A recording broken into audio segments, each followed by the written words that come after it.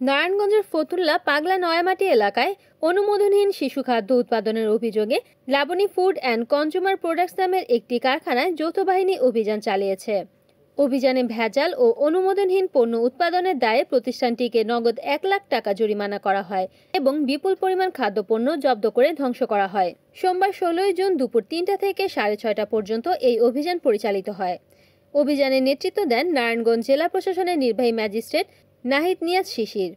অভিযানে সহযোগিতা করেন বিএসটিআই এর ফিল্ড অফিসার মোহাম্মদ আশিকুজ্জামান, সেনাবাহিনী ও ফতুল্লা থানা পুলিশের সদস্যরা। অভিযানে mango fruit drinks, mango drinks, edible gel, chocolate cream biscuit, প্রজাপতি এডিবল জেল, লিচু ড্রিঙ্ক সহ বিপুল পরিমাণ অননুমোদিত শিশুখাদ্য জব্দ করে তা ধ্বংস করা হয়। নির্বাহী ম্যাজিস্ট্রেট নাহিদ নিয়াজ শিশির বলেন, অননুমোদিত শিশুখাদ্য উৎপাদনের অভিযোগে আমরা যৌথভাবে অভিযান পরিচালনা করেছি। প্রাথমিকভাবে 1 লাখ টাকা জরিমানা করা হয়েছে এবং ভেজাল ও অননুমোদিত খাদ্যপণ্য ধ্বংস করা হয়েছে। বিএসটিআই এর ফিল্ড অফিসার মোহাম্মদ আশিকুজ্জামান জানান, প্রতিষ্ঠানটি 7 ধরনের শিশুখাদ্য উৎপাদন করছে, যার মধ্যে 3টি পণ্যের অনুমোদন রয়েছে, বাকি 4টি অনুমোদনহীন।